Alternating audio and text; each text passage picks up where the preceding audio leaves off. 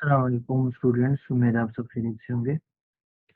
अच्छा स्टूडेंट्स, हम friend function को डिस्कस कर रहे थे और फ्रेंड फंक्शन में मैंने आपको कहा था कि उसमें हमारे पास स्टैंड अलोन फंक्शन होगा और जिसको हम फ्रेंड बना सकते हैं और फ्रेंड क्लास हो सकती है और फ्रेंड क्लास जो है फिर वो दूसरी क्लास के प्राइवेट मेंबर को एक्सेस कर सकते हैं। सिमिलरली स्टैंड अलोन फंक्शन भी जिस क्लास का वो फ्रेंड बन जाए तो वो उस क्लास के प्राइवेट मेंबर को एक्सेस कर सकता है।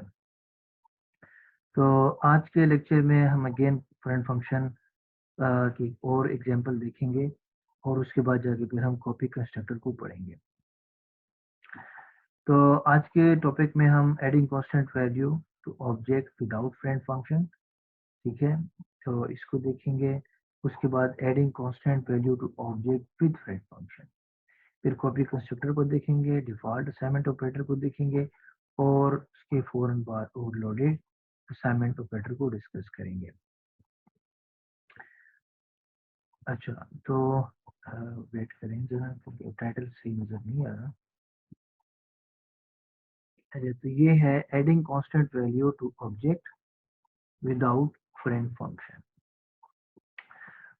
जो हम करने जा रहे हैं इस प्रोग्राम में, अगर मैं इस प्रोग्राम का मेन फंक्शन आपको चेक कराऊं तो मेन फंक्शन में एक स्टेटमेंट है d1 प्लस 10। तो ऑब्जेक्ट में हम ऐड कर रहे हैं किसी ऑब्जेक्ट को नहीं बल्कि एक कांस्टेंट वैल्यू, राइट। तो पहले हम इसको विदाउट फ्रेंड फंक्शन देखेंगे, फिर इसको फ्रेंड फंक्शन के साथ देखेंगे, उसके जरिए हम इसको कैसे करेंगे। तो इस प्रोग्राम का अगर आप कोड चेक करें तो सबसे पहले हमारे पास डिस्टेंस क्लास है, दो इसके प्राइवेट मेंबर्स हैं, फीट और inches. Feet 0, inches 0 default constructor में। उसके बाद ये कंस्ट्रक्टर है वन आर्गुमेंट, जो कि एक आर्गुमेंट को रिसीव कर रहा है। ये सिर्फ फ्लोटिंग पॉइंट वैल्यू रिसीव करेगा, फॉर एग्जांपल 2.5, 10.5, राइट। और उस 2.5 को या 10.5 को या फॉर एग्जांपल 10, ठीक है, सिर्फ 10 है, 10.0 आप इसको तस्वीर कर लें, तो ये एक वैल्यू रिसीव करेगा। ये जो कंस्ट्रक्टर है उसको कन्वर्ट करेगा फीट प्लस इंचेस में। वो कैसे होगा? 2.5 अगर है तो feet is equal to float feet. तो ये इंटीजर, जो कि ये इंटीजर है, फीट तो सिर्फ इंटीजर पार्ट को होल्ड कर सकता है, तो फीट में आ जाएगा 2। अब उसके बाद जो 0.5 है वो तो इसमें पड़े हुए हैं, यानी कि फ्लोट फीट जो है वो तो फ्लोटिंग पॉइंट है, उसमें मौजूद है 2.5। अब हमें इंचेस भी बनाने हैं, तो इंचेस कैसे बनाएंगे? हमें 12 से मल्टीप्लाई करना है किस चीज को? इस फ्लोट फीट जिसमें पड़ा है 2.5, उसमें से माइनस करने हैं ये वाली 2, जो फीट में भी 2 असाइन हुए हैं इस स्टेटमेंट की वजह से। तो float feet minus feet, right. तो ये बन जाएगा 2.5 माइनस 2.5, 0.5 मल्टीप्लाई बाई 12 है। तो ये हमारे पास फिर क्या होंगे? ये हमारे पास होंगे टोटल इंचेस, ठीक है। तो इस केस में ये बन जाएगा 12 इंटू 0.5, राइट। तो ये क्या बनेगा? 6, ठीक है। तो ये 6 इंचेस हमारे पास आ जाएंगे 2.5 के केस में, ठीक है। और 2.5 अगर कोई फीट की वैल्यू देता है तो उसका मतलब भी यही है कि 2 पूरे फीट और एक जो है हाफ फीट है, और हाफ फीट जो है वो 6 इंचेस के बराबर होता है। तो ये एक खास कंस्ट्रक्टर है इस प्रोग्राम में, जो कि अगर कोई यूजर फीट और इंचेस नहीं इंटर कर रहा, सिर्फ एक वैल्यू इंटर कर रहा है फीट के लिए, तो उस फीट को हम फीट और इंचेस में कन्वर्ट कर देते हैं। और इन केस हमारे पास कोई 12 इंटर करता है या सिर्फ 2 इंटर करता है, तो उस केस में दोनों का रिजल्ट सेम होगा, 2 माइनस 2 0 आ जाएगा। तो इंचेस में क्या होगा? 0। उसके बाद है टू आर्गुमेंट कंस्ट्रक्टर, वो तो आपको पता ही है, फीट को एफ टी असाइन होगा, इंचेस को इंचेस असाइन होगा। उसके बाद शॉर्ट डिस्टेंस है, दोनों को डिस्प्ले करें। और उसके फौरन बाद है मेंबर ऑपरेटर प्लस, ठीक है, फंक्शन है ऑपरेटर प्लस, और ये है ऑपरेटर ओवरलोडिंग, ठीक है, ये आप पढ़ चुके हैं। तो ऑपरेटर प्लस हम लिख रहे हैं, और ये एक डिस्टेंस ऑब्जेक्ट को रिसीव करेगा, राइट।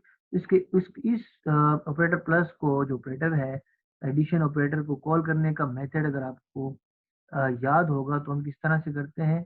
एक ऑब्जेक्ट कॉल करने वाला होता है और प्लस के बाद जो ऑब्जेक्ट होगा वो एज अ पैरामीटर जाएगा। फॉर एग्जांपल हम लिखते हैं d1 प्लस d2, तो d1 जो है वो कॉल करने वाला है और प्लस के फौरन बाद जो ऑब्जेक्ट है d2 वो एज अ पैरामीटर रिसीव होगा। अब ये सिर्फ डिक्लेरेशन है जिसका रिटर्न टाइप डिस्टेंस है, ऑपरेटर प्लस है और डिस्टेंस ऑब्जेक्ट को रिसीव करेगा, और इसकी जो डेफिनेशन है वो यहाँ पर गिवन है। तो डेफिनेशन के लिए return type distance, scope resolution operator से पहले क्लास का नाम ऑपरेटर प्लस और डिस्टेंस d2। अब यहाँ पर हो क्या रहा है, सिर्फ 8 कर रहे हैं, ठीक है, दोनों डिस्टेंस को।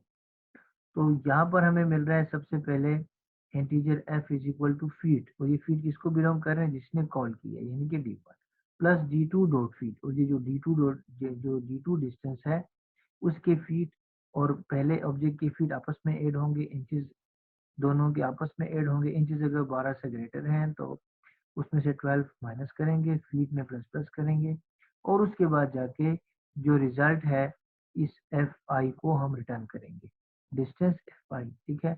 और ये मैं आपको बता भी चुका हूँ कि ये मेथड है कौन सा वाला, temporary nameless temporary object create हो जाता है, उसके फीट को फीट असाइन होते हैं, इंचेस को इंचेस असाइन होते हैं, और उसको हम रिटर्न कर देते हैं। और ये मैं आपको बार बार बता चुका हूँ कि इसका एक और मेथड ये भी है कि आप एक डिस्टेंस टाइप का टेम्पररी ऑब्जेक्ट लें, उसके फीट को ये असाइन करें, उसके इंचेस को ये असाइन करें, और उसके बाद रिटर्न टेम्प करें, वो भी ठीक है, राइट। लेकिन ये है नेमलेस टेम्पररी ऑब्जेक्ट वाला मेथड, और इसके लिए मैंने आपको बताया था कि इसके लिए फिर आपके पास 2 आर्गुमेंट वाला कंस्ट्रक्टर क्लास के अंदर होना चाहिए। फॉर एग्जाम्पल ये 2 आर्गुमेंट वाला कंस्ट्रक्टर अगर नहीं होगा तो ये मेथड आपका काम नहीं करेगा, नेमलेस टेम्पररी ऑब्जेक्ट वाला मेथड काम नहीं करेगा, राइट।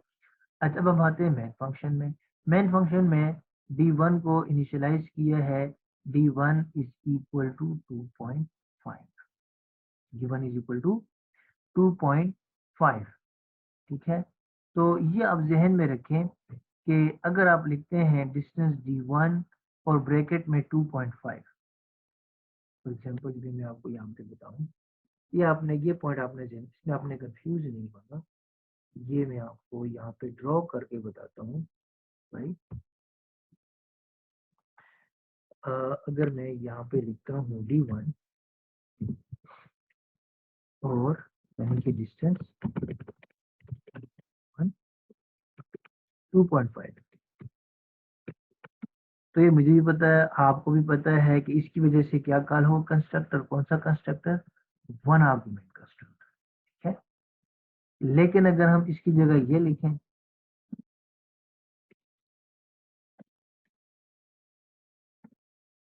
इसका मतलब भी वही है जो हमने पहले लिखा था, यानी कि इसकी वजह से भी वन आर्गुमेंट कंस्ट्रक्टर का, ठीक है। तो ये आपने जिम्मे, और 2 आर्गुमेंट कंस्ट्रक्टर अगर आपने कॉल करना है तो आपके पास सिर्फ यही मेथड है, ब्रैकेट पर d1 5, 6। 2 आर्गुमेंट कंस्ट्रक्टर के लिए और कोई मेथड नहीं, वो मेथड जो है इक्वल वाला वो सिर्फ और सिर्फ वन आर्गुमेंट वाले कंस्ट्रक्टर को कॉल करेगा। तो अगर आप फॉर एग्जांपल ये लिखते हैं 2 आर्गुमेंट कंस्ट्रक्टर को कॉल करने के लिए 5, 6, तो इसकी वजह से कभी भी 2 आर्गुमेंट कंस्ट्रक्टर कॉल नहीं होगा। तो वो वाला जो मेथड है, यानी कि ये वाला जो मेथड है d1 इज इक्वल 5 और d1 इज इक्वल और d1 ब्रैकेट 5, ठीक है। तो ये दोनों अल्टरनेटिवली आप यूज कर सकते हैं किसी भी क्लास के ऑब्जेक्ट के लिए, या ब्रैकेट में 5 लिखें या इक्वल टू 5 लिखें, उसकी वजह से होगा क्या, वन आर्गुमेंट कंस्ट्रक्टर कॉल होगा और 5 की वैल्यू जो है उसके प्राइवेट मेंबर को असाइन की जाएगी। तो कहने का मकसद ये है, जब हम d1 इक्वल टू 2.5 लिखेंगे, राइट, तो उसकी वजह से क्या होगा कि वन आर्गुमेंट कंस्ट्रक्टर कॉल होगा। मैं इसको यहाँ से डिलीट कर देता हूँ जो हमने भी लिखा है, right, clear, all right, right. तो अब अगर मैं जाऊँ वापस पिछले स्लाइड पे, राइट। तो ये कंस्ट्रक्टर कॉल होगा वन आर्गुमेंट वाला, और इसकी वजह से होगा क्या, 2.5 है तो ये 2.5 जो है फीट में 2 आ जाएगा और इंचेस में 6 आ जाएगा। फिर हमारे पास 1.25 है तो फीट में 1 आ जाएगा और 0.25 मल्टीप्लाई होगा 12 के साथ, जो कि बराबर है, यानी कहने का मकसद है कि 0.25 अगर आपको याद होगा ये चवन्नी के बराबर है, और 4 चवन्नी जो है वो 1 रुपये बनता है, और अगर 12 चवन्नी है तो फिर ये 3 आपके पास रुपये बनेंगे, यानी कि 3 इंचेस के बराबर होगा। ठीक है, तो 12 into 0.25 is equal to 3, right. तो इसका मतलब है जो हमारा पहला डिस्टेंस है वो है 2 6, और जो दूसरा डिस्टेंस है वो है 1 3, 2 6 और 1 3, 1 फीट 3 इंचेस, 2 फीट 6 इंचेस। उसके बाद है D3, D1 और D2 को जब आप डिस्प्ले करेंगे तो आपको क्या डिस्प्ले होगा, 2 6 और 3 1 3। उसके बाद हम लिख रहे हैं D3 is equal to D1 plus 10, तो जो ही आप D1 प्लस 10 लिखेंगे इसकी वजह से होगा क्या, ये जो है ऑपरेटर प्लस कॉल होगा, D1 कॉल करने वाला है, राइट, और 10 जो है एज अ पैरामीटर जाएगा, राइट। अच्छा, अब ये बात नोट करने की है, जब ये एज अ पैरामीटर जाएगा, क्या कहते हैं 10, तो ये किसको मिलेगा, D2 को, और D2 अगर मैं इसको ड्रॉ करूं तो D2 क्या बन जाएगा, D2 बन जाएगा, D2 इज इक्वल टू 10,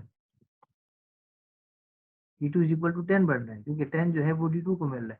अब जो ही होगा D2 इज इक्वल टू 10, तो इसके लिए क्या कॉल होगा, इक्वल टू 10, इस इसका क्या मतलब है, कंस्ट्रक्टर कॉल होगा। कौन सा कंस्ट्रक्टर, वन आर्गुमेंट कंस्ट्रक्टर। और जो ही वन आर्गुमेंट कंस्ट्रक्टर कॉल होगा तो सबसे पहले वो यहाँ पर नहीं आएगा, राइट, ये यहाँ पर नहीं आएगा। अगर आप पिछले हम स्लाइड पे जाएं तो ये यहाँ पर आ जाएगा, right? यहाँ पर, और इस 10 के फीट बनेंगे और इंचेस बनेंगे, 10 इसके फीट बन जाएंगे और इंचेस इसके 0 है, ठीक है, तो 10 0 बन जाएगा। अब feet plus D2 dot feet, तो ये फीट कौन है जिसने कॉल किया, D1, और D1 के फीट हैं 2, और D2 के जो फीट अभी बने हैं वो है 10, तो ये बन जाएगा 12 फीट। और इंचेस कितने हैं D1 के, इसके 6 बने थे, और D2 के इंचेस यानी कि इस 10 के कितने इंचेस हैं, वो 0 है, तो 6 प्लस 0 ये 6 बन जाएगा, राइट। तो इसका मतलब है हमारे पास जो जो D3 बन रहा है वो क्या बन रहा है, 12 और इंचेस 6, राइट। अच्छा, इसके फौरन बाद एक और स्टेटमेंट है, D3 इज इक्वल टू 10.0 और प्लस D1, यानी कि D3 इज इक्वल टू, यानी कि हमने इंटरचेंज किया है, पहले D1 प्लस 10 लिखे, अब हम लिख रहे हैं 10 प्लस D1। अब होगा क्या, क्या 10.0 जो है वो ऑपरेटर प्लस को कॉल कर सकता है, तो यहाँ पे एक प्रॉब्लम आएगी, जी नहीं, float plus distance error, compiler आपको एरर देगा कि प्लस ऑपरेटर जो है वो तो किसी ऑब्जेक्ट का मेंबर या किसी डिस्टेंस ऑब्जेक्ट का मेंबर फंक्शन है, और उसका ऑब्जेक्ट ही कॉल कर सकता है। 10 तो एक कांस्टेंट वैल्यू है, और कांस्टेंट वैल्यू कभी भी ऑपरेटर प्लस या किसी और फंक्शन को कॉल नहीं कर सकता, तो यहाँ पे आपको एरर मिलेगा। तो ये इसकी लिमिटेशन है, ठीक है। इस कोड की लिमिटेशन क्या है कि अगर आपने किसी भी ऑब्जेक्ट में कांस्टेंट वैल्यू को ऐड करना है तो हमेशा के लिए आपने पहले ऑब्जेक्ट को लिखना है, फिर जाके कांस्टेंट वैल्यू को लिखना है। और अगर आप पहले कांस्टेंट वैल्यू को लिखेंगे फिर D1 लिखेंगे, राइट, तो कंपाइलर आपको एरर देगा। हालांकि मैथमेटिकली दोनों स्टेटमेंट बिल्कुल करेक्ट है, ठीक है, x प्लस वाई या y प्लस एक्स, उससे कोई फर्क नहीं पड़ना चाहिए, लेकिन आपका ये कोड आपको एरर देगा, ठीक है। प्रॉब्लम क्या है कि प्लस ऑपरेटर से पहले एक डिस्टेंस ऑब्जेक्ट होना चाहिए जो कि उस मेंबर फंक्शन को कॉल करे, लेकिन इस केस में हमारे पास एक कांस्टेंट वैल्यू है, तो इस स्टेटमेंट में कंपाइलर आपको एरर देगा। तो इसको खत्म करने के लिए अब हम फ्रेंड फंक्शन को यूज करेंगे, जिसकी वजह से अगर हम ये स्टेटमेंट लिखें या ये स्टेटमेंट लिखें कोई एरर नहीं मिलेगा। तो सबसे पहले हमने विदाउट फ्रेंड फंक्शन किया है और प्रॉब्लम को डिस्कस किया है कि विदाउट फ्रेंड फंक्शन आपको प्रॉब्लम क्या आ सकती है। उस प्रॉब्लम को रिमूव करने के लिए भी हम फ्रेंड फंक्शन का सहारा लें। तो अगर आप इस प्रोग्राम का आउटपुट चेक करेंगे, इसको कमेंट किया है, राइट? इसको कमेंट करेंगे तब जाके एग्जीक्यूट होगा, क्योंकि इस स्टेटमेंट में कोई भी एरर नहीं है। इसको कमेंट किया है, राइट? और इसको भी कमेंट किया है, राइट? तो D1 बन रहा है 26, D2 बन रहा है 13, और जब D1 में 10 को ऐड किया तो 2 + 10 फीट्स और इंचेस D2 के जो है वो 0 थे, तो ये 12 6 आपको आउटपुट में मिलेगा। अब इसी कोड को अगर हम फ्रेंड फंक्शन के जरिए करना चाहें, राइट? क्योंकि अगर आपको याद होगा कि जो फ्रेंड फंक्शन है, तो उसको कॉल करने की ज़रूरत नहीं है, ठीक है? यानी कि वो एक स्टैंड अलोन फंक्शन और वो खुद ही कॉल हो जाता है, उसके लिए किसी ऑब्जेक्ट का होना ज़रूरी नहीं है। तो हम आते हैं